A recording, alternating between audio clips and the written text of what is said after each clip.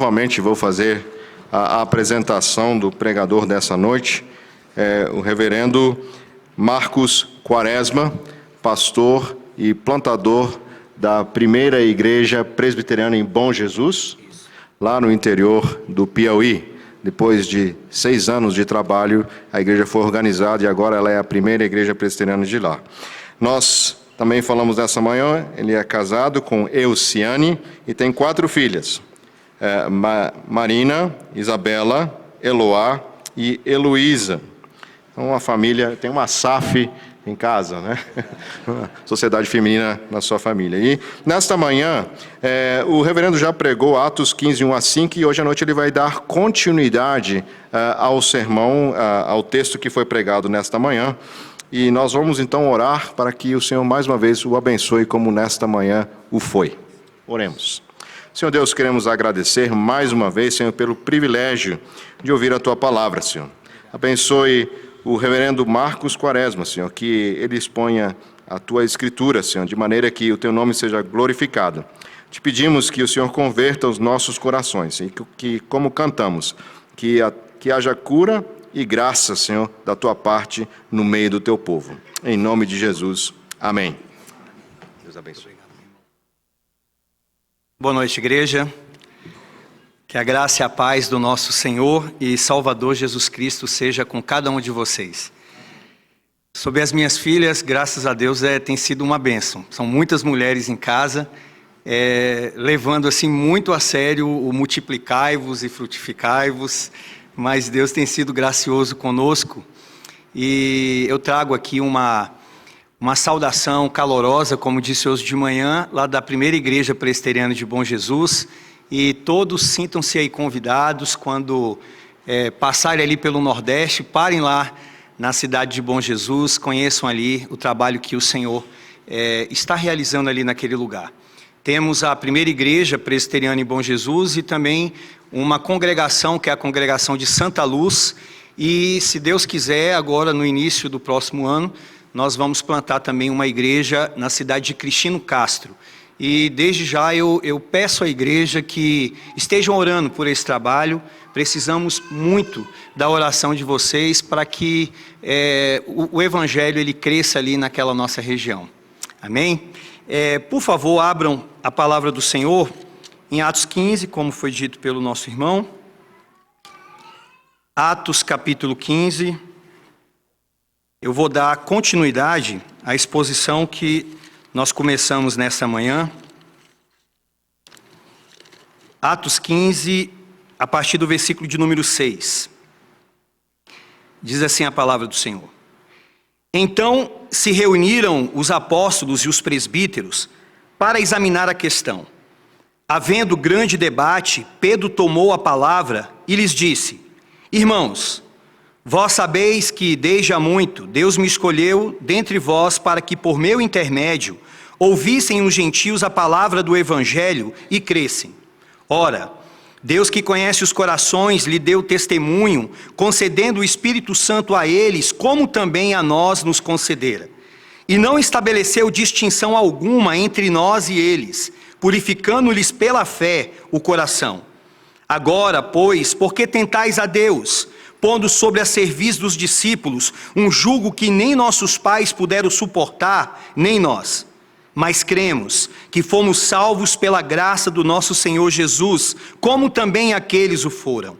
E toda a multidão silenciou, passando a ouvir a Barnabé e Paulo, que contavam quantos sinais e prodígios Deus fizera por meio deles entre os gentios. Depois que eles terminaram, falou Tiago, dizendo: Irmãos, atentai nas minhas palavras. Expôs Simão como Deus, primeiramente, visitou os gentios, a fim de constituir dentre eles um povo para o seu nome.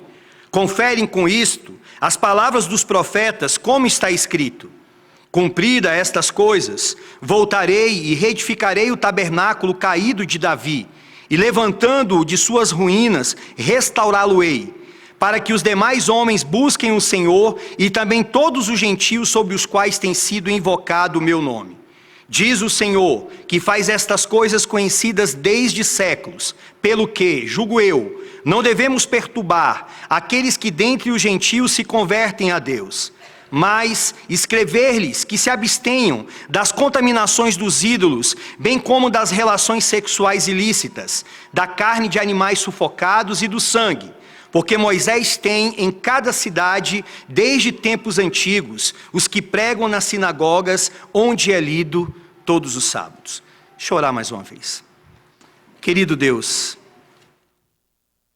por favor, Senhor, para a glória do nosso Senhor Jesus Cristo, o nosso Senhor, mediador, redentor, aquele que substituiu-nos naquela cruz maldita, aquele que levou sobre si toda a nossa condenação, para que o nome dele, Senhor, seja ovacionado nessa noite.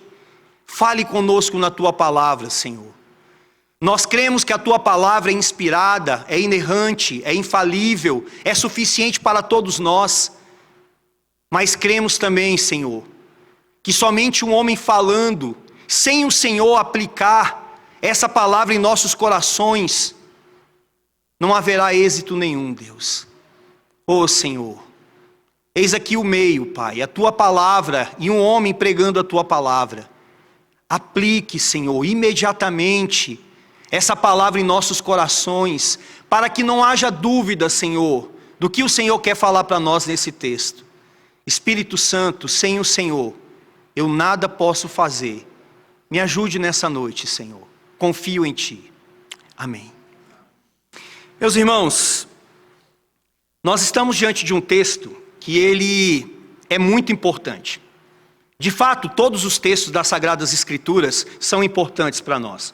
Mas tem alguns, parece que ficaram mais restritos a alguma ocasião daquela época. E tem outros não, que permanecem, que são atemporais. E esse texto aqui, ele é importante pois ele é o primeiro concílio da igreja. Houve muitos outros concílios ao longo da história da igreja de suma importância. Nós temos o concílio de Nicéia, nós temos o concílio de Calcedônia, concílios que até hoje nós confessamos, nós cremos nesses concílios. Nós, a Igreja Presbiteriana do Brasil, não jogamos toda a tradição. Não jogamos de lado, acreditando que é somente nas Escrituras que Deus fala. Deus fala aqui sim, de uma forma inspirada, mas o Senhor também falou também nesses concílios. Nós cremos que ali Deus falou também. Por exemplo, o concílio de Calcedônia é extremamente importante para aquilo que tange a pessoa do Senhor Jesus Cristo. Entretanto, meus irmãos, o maior de todos os concílios, aquele que serviu como base para os demais, é esse concílio aqui, do capítulo de número 15, o concílio de Jerusalém, aonde foi colocado ali de forma muito clara aquilo que nós devemos crer, principalmente no que tange a nossa salvação. Nós vimos nessa manhã aquilo que diz respeito a algo que é inegociável, que nós não podemos negociar, que nós não podemos titubear acerca deste conhecimento, que é acerca da nossa salvação. Nós vimos que o fundamento da nossa salvação, como ficou definido aqui no concílio, é Jesus Cristo. Somente Jesus Cristo. Não precisamos de mais nada. Não é Cristo e circuncisão, não é Cristo e a lei de Moisés, não é Cristo e o dia do Senhor, não é Cristo e mais nada. Ainda que estas coisas sejam importantes, mas é somente Cristo. Cristo é o fundamento da minha salvação, Cristo é o fundamento da sua salvação. Só que nesse texto, e nós vamos ver aqui à medida que eu for expondo, ele traz um primeiro ponto, que é esse da nossa salvação, mas também vai ter um segundo ponto que vai ser colocado aqui, principalmente por Tiago, que é uma questão de concessão que Tiago vai colocar para a igreja, que até então, majoritariamente ela era de judeus e os gentios estavam chegando. Então, para uma boa convivência entre judeus e gentios, Tiago vai trazer uma palavra aqui. Na questão da salvação, todos vocês estão unidos, mas nesse ponto aqui que nós vamos ver nessa noite, há uma certa liberdade, há uma certa questão de consciência para que o povo viva bem, viva em paz e consigam adorar o Senhor Jesus Cristo. Tiago tem aqui algumas recomendações para nós. À medida que eu for expondo, espero que fique claro para todos nós. Vamos primeiro, irmãos, entender o que estava acontecendo até nós chegarmos aqui no capítulo de número 15. Quando nós olhamos para o capítulo de número 13, ele é muito importante dentro da narrativa desse livro de Lucas. Por que ele é importante? Aqui nós temos a primeira obra missionária do apóstolo Paulo. Nós temos no capítulo 13 também a primeira pregação do apóstolo Paulo registrada.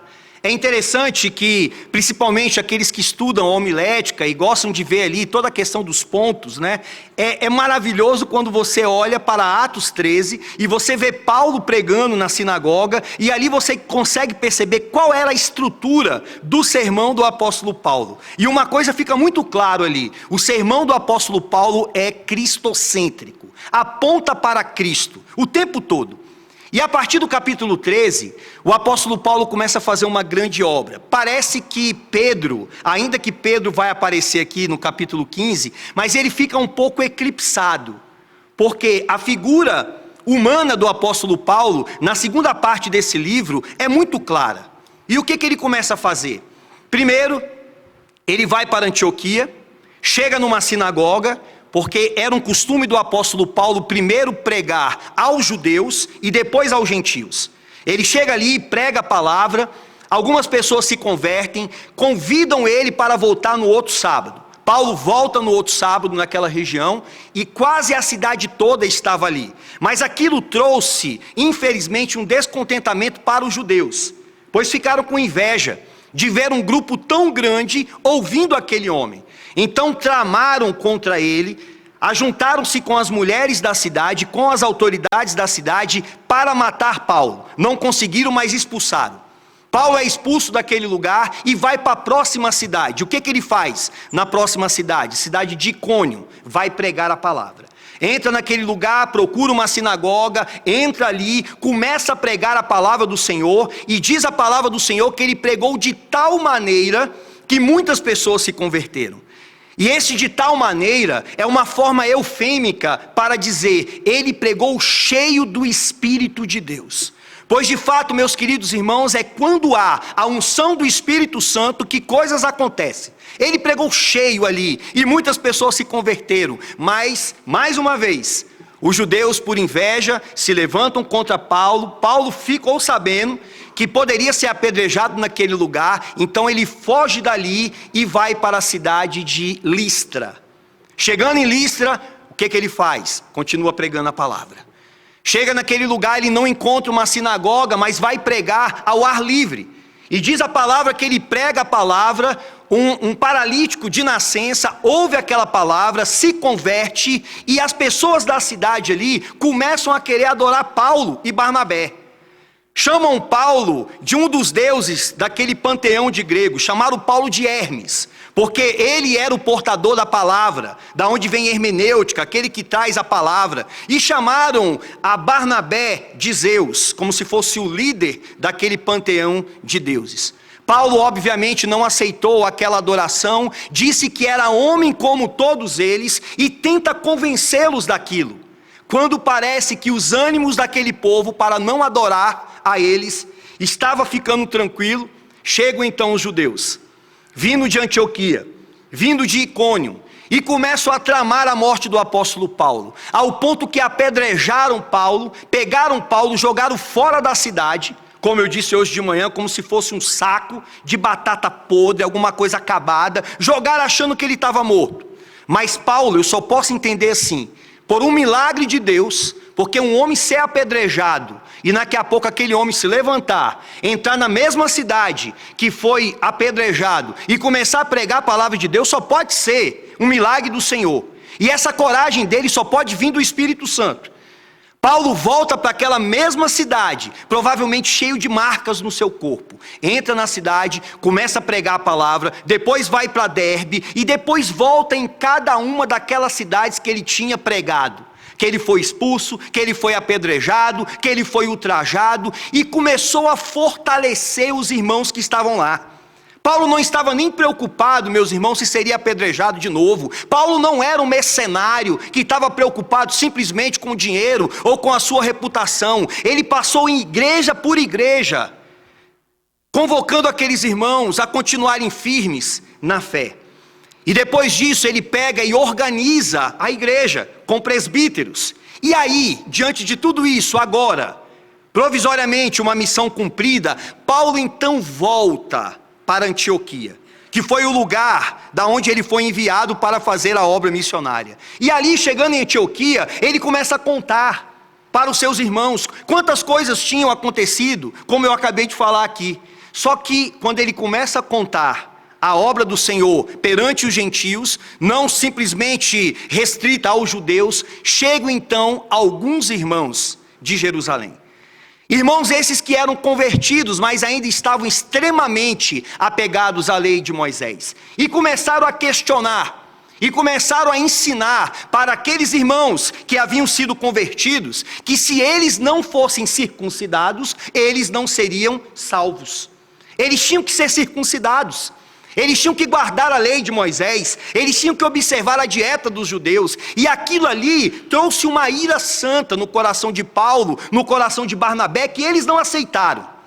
Diz o texto que houve uma contenda muito grande devido a isso, e então eles pegam e sobem para Jerusalém, aonde está a liderança da igreja, ou estava a liderança da igreja naquela época, onde estava Tiago, onde estava Pedro, onde estava João, e eles vão lá para tratar desse assunto. E aí eu convido então você agora a acompanhar comigo o versículo de número 6 do capítulo 15. Então se reuniram os apóstolos e os presbíteros para examinar a questão. Vejam que aqui nós estamos diante de um conselho, igual ocorre o conselho dentro da igreja presbiteriana. Reuniram-se quem? Os apóstolos e os presbíteros. Nós não temos mais apóstolos, temos presbíteros, e há um conselho. É daqui que nós entendemos, não somente daqui, mas eu acredito que fica muito claro a nossa forma de governo. Por que nós não adotamos uma forma de governo episcopal, que só um fala, só um comanda, ou uma forma congregacional que todo mundo fala, todo mundo comanda a igreja? Nós entendemos que a forma conciliar, várias cabeças pensando, faz jus às Sagradas Escrituras, como está aqui. Lembre-se que Paulo e Barnabé subiram ao conselho da igreja para tratarem desta questão, sobre a salvação dos gentios, se eles precisavam então ser circuncidados. E diz o texto: havendo grande debate, Pedro tomou a palavra e lhes disse: irmãos, vós sabeis que desde há muito Deus me escolheu dentre vós para que, por meu intermédio, ouvissem os gentios a palavra do evangelho e crescem. Pedro está se lembrando aqui, lá de Atos capítulo 10, Atos capítulo 11, quando ele teve aquela visão daquele lençol com várias comidas que não fazia parte da dieta dos judeus, e que naquela visão que ele teve dizia: mata e come. E ele: Senhor, não posso colocar coisa imunda na minha boca. E a palavra diz que o Senhor falou para ele que aquilo que Deus purificou, não considere isso como imundo. Ou seja, Deus estava falando sobre os gentios. E Pedro aqui, ele está se lembrando disso. Ele está lembrando deste fato, ele está lembrando que ele foi até a casa de Cornélio, que era um homem temente a Deus, que era um gentio, e que quando Pedro começou a pregar a palavra, o Espírito Santo caiu sobre aquela família. O que Pedro estava dizendo aqui nesse conselho era o seguinte: meus irmãos judeus, vocês lembram daquilo que aconteceu? Eu estava lá, eu era uma testemunha ocular desses fatos, e não houve necessidade de ninguém ser circuncidado, não houve necessidade de ninguém fazer nada. Eu comecei a pregar a palavra, aquele povo creu, e o Espírito Santo caiu sobre eles, ponto. Era isso que Pedro estava dizendo aqui, para que eles entendessem. Aí vem o verso de número 8, ora, Deus que conhece os corações, lhe deu testemunho, concedendo o Espírito Santo a eles, como também a nós nos concedera. E não estabeleceu distinção alguma entre nós e eles, purificando-lhes pela fé o coração. Ele está falando aqui, irmãos, olha, o eles e nós. Assim como o Espírito Santo veio sobre nós, aqui ele está rememorando, lá no dia de Pentecoste, quando o Espírito Santo veio sobre os judeus. Lembra daquele dia, quando o Espírito Santo veio, quando menos esperávamos? Então, assim como o Espírito Santo veio sobre nós, também veio sobre os gentios, sobre as outras nações. De maneira que Deus está mostrando que não há distinção nenhuma entre eles e entre nós. Diante disso, Pedro vai chamar a atenção daquele povo agora com muita veemência, como se fosse assim: irmãos, se tudo isso é um fato, se o Espírito Santo veio sobre nós como veio sobre eles, por que vocês estão cobrando algo a mais dos nossos irmãos gentios? Vocês estão tentando a Deus, vocês estão tentando que Deus se ire contra vocês. Olha o verso de número 10. Agora, pois, por que tentais a Deus, pondo sobre a serviço dos discípulos um jugo que nem os nossos pais puderam suportar e nem nós? Por que vocês estão querendo cobrar alguma coisa dos gentios, se o próprio Deus não cobrou, se o próprio Deus não requereu isso deles? Vocês estão tentando a Deus. A qualquer momento a ira do Senhor pode cair sobre vocês. Mudem esse pensamento. E aí chega a conclusão de Pedro: mas cremos que fomos salvos pela graça do Senhor Jesus, como também aqueles o foram. Essa é a primeira fala, a fala de Pedro, dentro do conselho, dentro daquela reunião. Agora vem a fala de Paulo e de Barnabé, que estavam lá, que também eram testemunhas oculares de todos os fatos que ocorreram ali. O verso 12 diz: e toda a multidão silenciou, passando a ouvir a Barnabé e a Paulo, que contavam quantos sinais e prodígios Deus fizera por meio deles entre os gentios. Depois que eles terminaram, falou então Tiago, dizendo: irmãos, atentai nas minhas palavras. Veja que primeiro Paulo e Barnabé lembraram aquele povo, porque viram o que Deus fez, viram o que Deus estava fazendo, viram que, mostraram, melhor dizendo, para a igreja, que a igreja estava crescendo através de uma pregação poderosa, que o Espírito Santo estava chamando outros povos. E aí então Tiago, agora que fazia parte daquela reunião, que era o líder, ou que era o presidente daquele conselho, que era o líder da igreja de Jerusalém, então ele pede a fala. Olhe para o verso de número 13.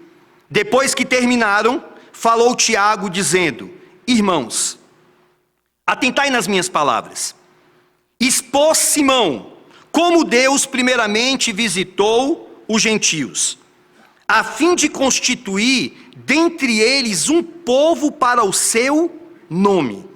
Veja que ele concorda com Simão, com a fala de Pedro.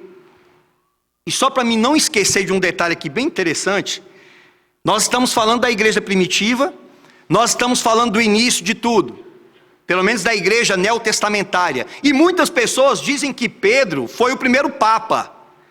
Vejam que está muito longe da verdade, pois a forma como Tiago se refere aqui a Pedro não é chamando de sumo pontífice, não é chamando pelo nome que dá alguma autoridade a ele, mas chama ele de irmão e chama ele de Simão. Simão, nada mais do que isso, o nosso irmão Pedro. Agora, após isso, ele extrapola, Tiago vai além da fala de Pedro, ele concorda com Pedro, no sentido de que a salvação é pela graça, mas ele vai além, e eu acho que isso é extremamente pertinente para nós. Tiago diz: visitou os gentios, expôs Simão como Deus primeiramente, visitou os gentios, a fim de constituir dentre eles um povo para o seu nome. Tiago entende que o Espírito Santo ter chegado até os gentios diz respeito à formação de um povo. Ele não vê aqui dois povos. Ele não vê aqui, como a aula que vocês tiveram hoje na parte da manhã, que fala sobre o dispensacionalismo, que acredita que existe Israel e a igreja, que existe uma fala para Israel e existe uma fala para a igreja, mas ele entende que o povo, os gentios e os judeus é um só povo. Deus estava formando ali apenas um só povo, apenas uma igreja só. E é isso que nós vemos nas Sagradas Escrituras. Desde o Antigo Testamento, meus queridos irmãos, nós não temos dois povos, nós não temos duas igrejas, mas nós temos apenas uma única igreja. Olhe para o Antigo Testamento, por exemplo, o que nós temos lá? Nós temos uma única maneira de salvação, igual é a maneira de salvação do Novo Testamento. Nós temos uma igreja total nas Sagradas Escrituras. Assim como lá no Antigo Testamento, o Senhor chamou um povo, uma igreja, uma assembleia, no Novo Testamento também. A igreja ela não começa no Novo Testamento, a igreja começa no Antigo. E ela tem o seu desdobramento no Novo Testamento, a igreja cristã. Os judeus lá faziam parte da igreja visível do Senhor, assim como nós também. Como que as pessoas eram salvas no Antigo Testamento? Será que era por obras? Claro que não. Eram salvas pela graça da mesma forma que nós o somos. Eram salvos pela fé da mesma maneira que nós. Eram salvos pelo Messias, pelo Jesus que ainda iria vir. E no Novo Testamento, somos salvos pelo Messias que já veio. Eram salvos pela graça, não por merecimento, por um favor divino, pela graça mediante a fé em Jesus Cristo.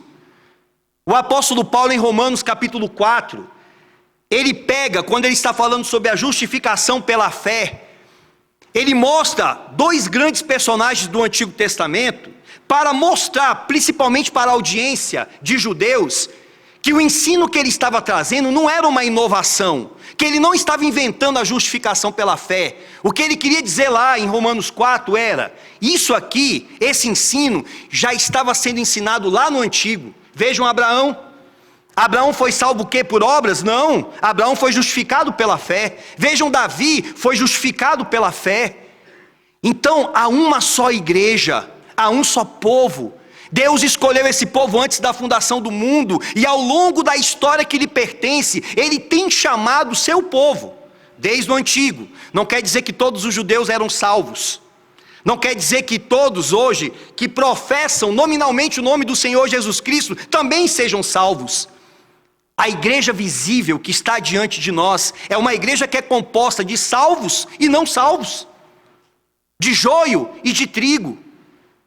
Mas a igreja invisível, que é aquela aglomeração dos eleitos do Senhor, da maneira como Deus a vê, é o corpo de pessoas que vão viver eternamente na presença do Senhor. E é uma igreja só, um único povo.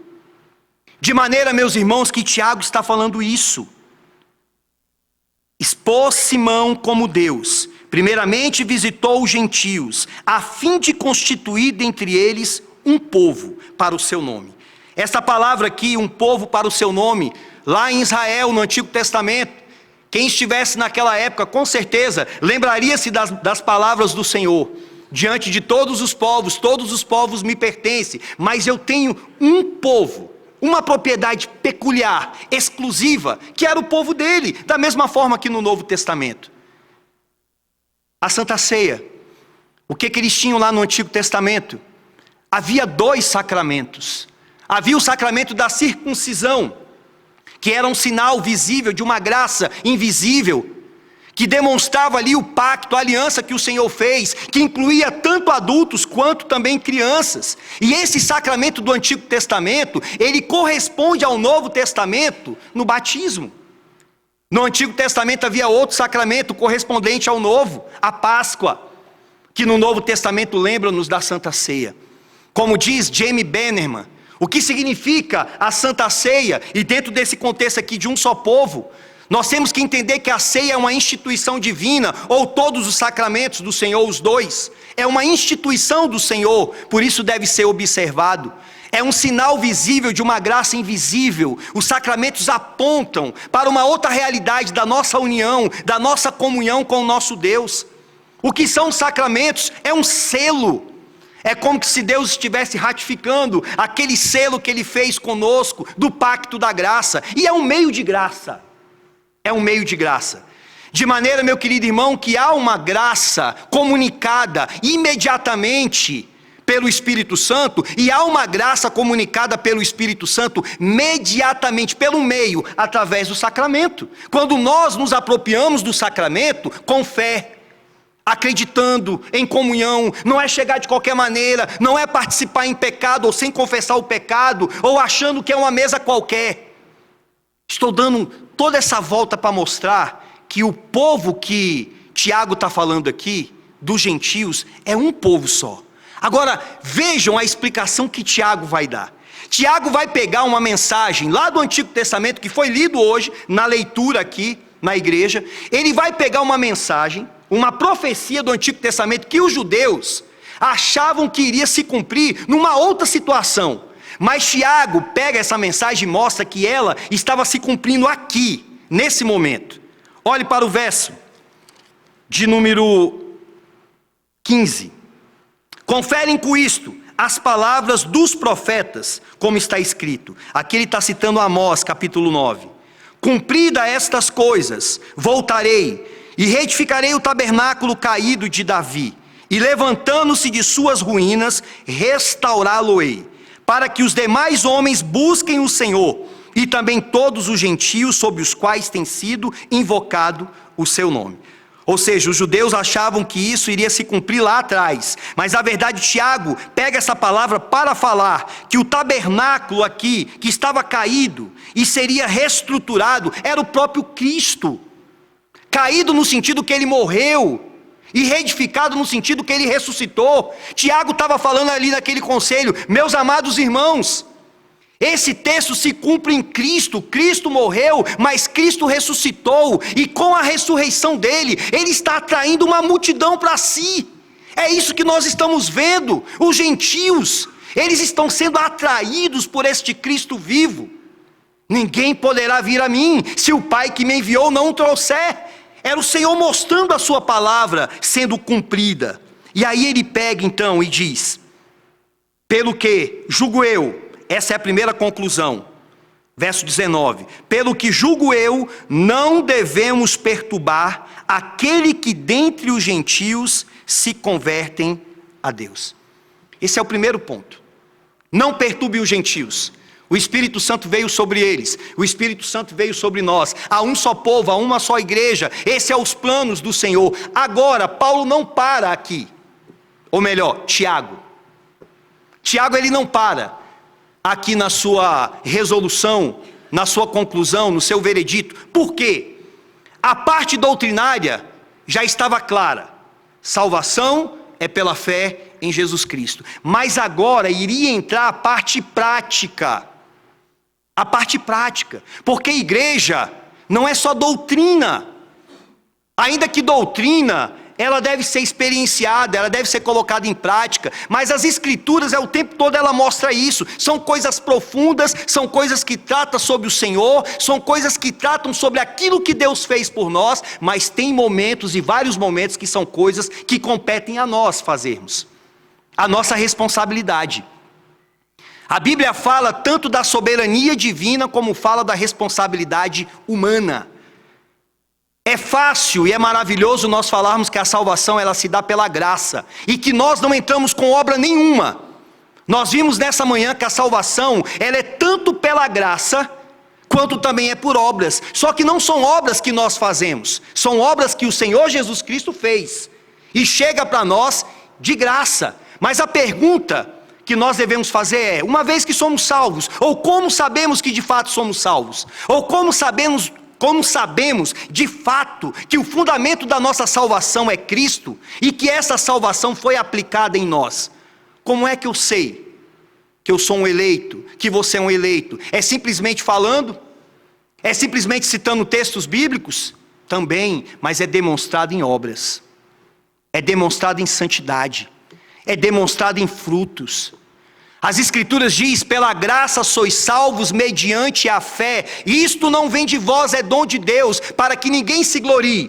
Pois somos feitura dele, criados em Cristo Jesus para as boas obras. O que Tiago vai falar aqui agora é uma mensagem para os gentios. Vocês aprenderam, meus irmãos, que a salvação é pela graça, mediante a fé em Jesus Cristo, mas agora eu quero falar da responsabilidade de vocês. Tem que ter santidade, porque não sendo assim, ninguém verá o Senhor. Olhe para o texto. O verso de número 20 começa com a palavra de contraste, um termo que contrasta o mas. Contrasta o quê? Contrasta aquilo que ele falou para os judeus, não perturbem os gentios. Mas esse mais contrasta com aquilo que ele vai falar com os gentios. Gentios, sejam santos. Não vivam de qualquer jeito. E ele vai colocar aqui algumas coisas. Mas, escrever-lhes que se abstenham das contaminações dos ídolos, bem como das relações sexuais ilícitas, da carne de animais sufocados e do sangue.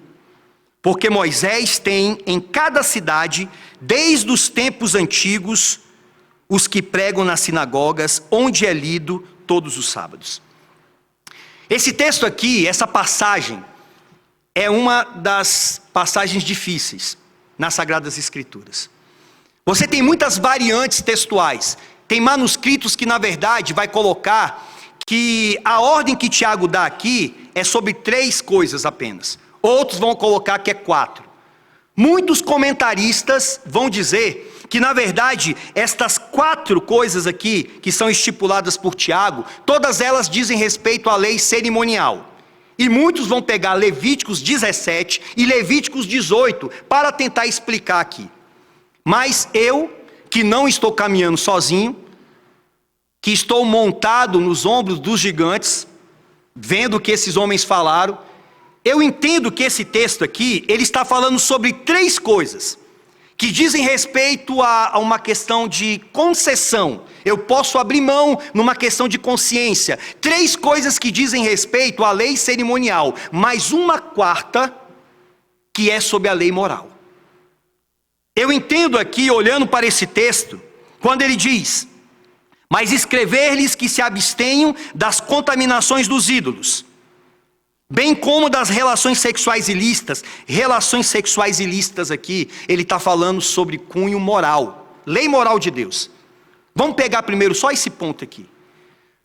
O que ele estava dizendo ali para aqueles gentios porque eles viviam um paganismo total antes de se converter. Viviam uma vida profana, viviam de qualquer jeito, costumes estranhos, que não era tolerado pelos judeus. Então, Tiago aqui ele diz: evitem, não só evitem, abstenham-se, larguem as relações sexuais ilícitas. Isso diz respeito à lei moral de Deus. Não somos salvos pela lei, não quer dizer que a lei não tenha mais nada a ver com a minha vida e com a tua. Tem muitos cristãos que acreditam que, pelo fato de Cristo ter cumprido a lei, então eu não tenho mais nada a ver com a lei. Errado. Nós não guardamos a lei para sermos salvos. Nós guardamos a lei porque somos salvos. Guardamos a lei porque é um prazer. Guardamos a lei moral porque ela reflete quem Deus é atemporal. Então aqui ele está falando, meu querido irmão, sobre santidade. Sejam santos, obedeçam às Sagradas Escrituras, vivam de uma forma que honre o nome do Senhor. E isso para nós hoje é tão importante, irmãos.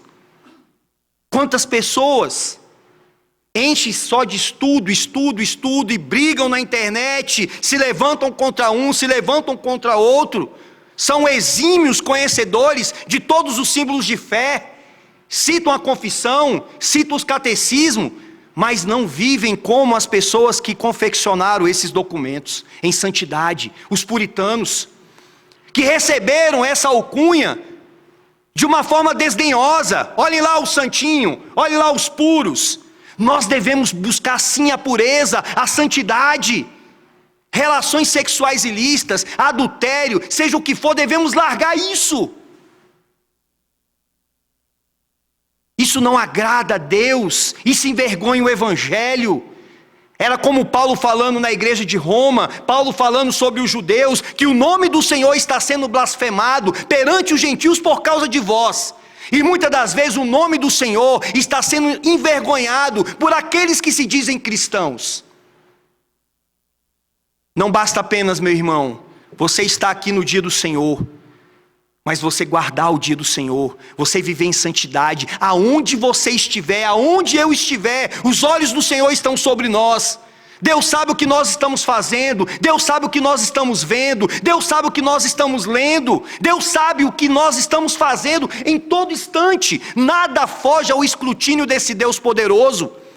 Por isso não adianta simplesmente fazer uma profissão de fé, mas viver em pecado. Por isso que muitas das vezes, até em relação à ceia, ao sacramento, Paulo, escrevendo à igreja de Corinto, ele fala: por isso que tem muitos que estão doentes, não poucos os que dormem. Era um eufemismo. Ele estava dizendo por isso que muitos estão morrendo, porque a ira de Deus caindo sobre o seu povo. Perder a salvação, ninguém perde uma vez que é salvo, mas você perde a alegria da salvação pelo pecado. Pecado que tem que ser confessado, pecado que tem que ser combatido. O texto está falando, meus irmãos, não é só de algo profundo, sobrenatural, que mexe com a nossa cabeça, mas o texto, as escrituras sempre falam de coisas palpáveis, que podemos colocar no nosso dia a dia. Santidade. Em outras palavras, poderíamos colocar aqui muita coisa aqui dentro. Orem, jejuem, leiam as escrituras. Observe o dia do Senhor. Você tem orado?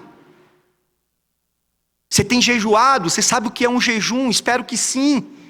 Porque muitos, às vezes pensam que isso aí não tem nada a ver, isso não é conosco. Passe uma semana jejuando, passe um dia jejuando, passe um dia orando ao Senhor. Parece que abre os céus diante de nós, de tão maravilhoso, de tão edificante que isso é. Agora, diante desta questão de salvação, da lei moral, do terceiro uso da lei, como foi falado pelos reformadores, que nós devemos sim observar o decálogo. Agora vem a questão de concessão. O texto vai dizer, meus amados irmãos: mas escrever-lhes que se abstenham das contaminações dos ídolos, bem como das relações sexuais ilícitas, da carne de animais sufocados e do sangue. O que estava acontecendo aqui? A igreja majoritariamente era de judeus. Judeus não comiam certos alimentos. Judeus tinham uma prática exclusiva deles. E agora estão chegando quem? Os gentios, com uma outra cosmovisão, com uma outra maneira de se comportar, comiam de tudo, iam em tudo que é lugar. Vamos colocar assim, tentando contextualizar ou modernizando.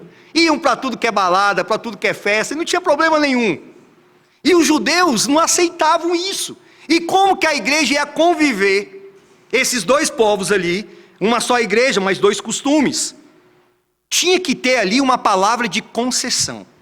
Então, quando ele fala aqui, abster de carnes sacrificadas aos ídolos, como diz lá no verso 29, que vos abstenhais das coisas sacrificadas a ídolos, o que ele estava dizendo? Naquela época, como diz o reverendo Nicodemos, o melhor lugar para você comprar um filé mignon, para fazer aquele churrascão da melhor qualidade, onde é que você encontraria a melhor carne? As carnes que vinham lá do templo pagão. Ou você encontraria essa carne dentro do templo, ou ali nos muros do templo. Porque as pessoas iam para os templos, e eles pegavam e levavam carnes para oferecer para os ídolos. O sacerdote pegava a parte melhor, oferecia lá para aquela divindade pagã, o restante ou ele dava para o ofertante, ou então depois ele pegava aquele amontoado de carne e dava para os açougues daquela época. Então imagine que num dia foi uma multidão, e aquela multidão foi lá e entregou carne. Tinha carne ali para não acabar mais. Então o melhor lugar de achar carne era naquele lugar. E isso, essas carnes que eles comiam, eram regadas com prostituição. Eles não somente comiam a carne que estavam lá dentro, mas muitas das vezes naquele oferecimento àqueles ídolos, aquilo era regido ali, era seguido por profanação, por prostituição. Lembra lá de Corinto, o templo de Baco. Baco era o deus do vinho. As pessoas iam, levavam carne, ofereciam para ele, bebiam muito vinho, ficavam embriagados e começava aquela orgia dentro daquele templo. Daí veio até o nome pejorativo conhecido como bacanal, vem de lá, de Baco. Agora imagine um judeu sabendo que você era um gentio e você estava comendo aquela carne lá daquele lugar. Tiago está falando, irmãos, abstenham-se disso. Eles não vão entender isso. Não quer dizer que isso é uma lei moral, isso é uma concessão. Não quer dizer que os demônios estão dentro da carne. Não quer dizer, por exemplo, hoje, que uma pessoa não possa comer uma carne que veio de um determinado lugar. Uma balinha que veio aí, de repente, de um oferecimento a Cosme e Damião, por exemplo. Ou lá na minha cidade, se você for lá em Bom Jesus, tem muito festejo. É festejo que não acaba mais, em todas as cidades. Provavelmente, se você comer ali uma canjica, se você comer ali uma determinada comida típica, não quer dizer que você vai sair ali endemoniado. O máximo que pode acontecer, se tiver estragado, é você passar mal. Mas só que muitas pessoas não entendem isso. O que estava sendo falado naquela época é, irmãos, isso é importante para vocês participarem. Abstenham-se disso. Por amor aos meus irmãos, abstenham-se disso para que haja convivência entre eles. Ou seja, trazendo isso para nós hoje. Questão doutrinária. Fundamento é Cristo. E numa questão de concessão. Será que existe alguma coisa que nós podemos abrir mão por amor ao nosso irmão? Será que tem alguma coisa que nós podemos renunciar? Porque isso não é importante, isso não é essencial. Como disse, até hoje não sei quem disse isso, se foi Agostinho, se foi Calvino, nas coisas essenciais, unidade. Nas coisas que não são essenciais, liberdade. Nas demais, caridade ou amor. Então, no que é essencial, eu não abro mão de maneira nenhuma para tentar agradar A ou B. Mas naquilo que não é essencial, será que eu posso abrir mão? Paulo diz em 1 Coríntios capítulo 10, versículo 31, quer comais, quer bebais, ou façais qualquer outra coisa, façam tudo para a glória de Deus. A questão não é simplesmente, eu vou comer, eu vou fazer, eu vou me vestir assim, eu vou entrar naquele lugar, eu vou tomar tal atitude. Não é simplesmente uma questão egoísta, mas é você pensar no teu irmão. Se isso não é essencial, por que eu não posso abrir mão? Por que eu não posso segurar os meus ânimos? Tá bom, meu irmão, vou ficar na minha. Paulo, lá em 1 Coríntios, que eu acho que é um texto que lança luz sobre aqui, Paulo ele vai explicar isso, essa questão de concessão, primeiro dando o exemplo dele.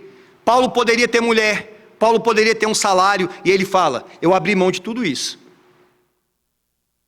Por quê? Por amor dos meus irmãos, para que não houvesse impedimento. Ele estava mostrando como exemplo da vida dele, que a gente pode abrir mão de algumas coisas. Não estou dizendo que você tem que abrir mão da sua mulher. Não é isso. Existe questões que a gente pode abrir mão, meus amados irmãos. John MacArthur, e eu achei muito profundo o que ele diz. Ele fala assim, para qualquer coisa que formos fazer, paremos para pensar, é porque eu gosto? É porque faz bem? É porque me dá prazer? É porque é o meu hobby? Ou é para a glória de Deus? É para a glória de Deus? Ou é só porque é um hobby? De repente pode ser uma música que algumas pessoas não vão entender. De repente pode ser alguns ambientes que você vai entrar que algumas pessoas não vão entender. Por mais liberdade que você tenha. De repente pode ser uma liberdade que temos, que a Bíblia, ela não vai proibir o beber, mas a embriaguez. Mas dependendo do lugar, diante de outras pessoas, será que vão entender? São algumas coisas que nós abrimos mão por amor ao nosso irmão. Paulo vai dizer sobre a carne lá em 1 Coríntios, se a carne escandalizar o meu irmão, então eu deixo de comer carne, eu não vou mais comer. Pensemos sobre isso, meus irmãos. Cada um de nós, no que tange a esse assunto de responsabilidade, cada um de nós temos as nossas responsabilidades que se aplicam em situações diversas e fica a cargo da nossa consciência. O que eu tenho que abrir mão? O que eu tenho que renunciar? Como eu tenho me comportado e como eu tenho agido? Cuidado, como diz o apóstolo Paulo, para a nossa liberdade, não fazer mal ao nosso irmão e não fazer com que o nosso irmão fraco na fé venha a tropeçar. Diante de tudo isso, meus amados irmãos, nós vamos participar do sacramento da Santa Ceia. E as duas coisas que foram faladas, tanto de manhã como agora à noite, apontam para a ceia. A essencialidade da nossa salvação, que é Cristo. Obviamente, a ceia ela não salva. A ceia não é justificadora, mas aponta para aquele que nos justificou, aponta para aquele que nos salvou. Mas ao mesmo tempo, o tema de hoje fala também sobre santidade. Fala também sobre concessão. Fala também sobre a maneira como nós vamos apresentar-nos diante da mesa do Senhor. Como nós estamos, amada igreja? O que temos que falar ao Santo Espírito de Deus? O que temos que renunciar? Quais são as coisas que têm tirado a alegria da nossa salvação? Reflitam sobre isso. Feche seus olhos, deixa eu orar por vocês. Amado Deus, obrigado, meu Senhor, pela Tua palavra que nos orienta. A Tua palavra, Senhor Deus, que fortalece a cada um de nós. Ouvimos, Senhor, nesse dia, Pai, que o fundamento da nossa salvação é o Senhor. E ouvimos também, Senhor, através desse concílio, que nós podemos renunciar por amor ao nosso Senhor Jesus Cristo, por aquilo que Ele fez pelo seu povo. Deus querido, fortaleça-nos nessa noite, Senhor, para que possamos participar deste sacramento maravilhoso que é a Santa Ceia. Fortaleça, Senhor Deus, a Igreja Presbiteriana da Redenção, Senhor. Aplique, Deus querido, esta palavra em nossos corações. Faça com que nós, Senhor Deus, procuremos mais conhecê-la, aprofundar-nos mais nesse livro tão maravilhoso que é o livro de Atos, Senhor. Ó Espírito Santo, abençoe cada um dos meus irmãos que estão aqui e todos aqueles que nos visitam, Senhor, em nome de Jesus Cristo, ó Deus. Amém. Meus irmãos,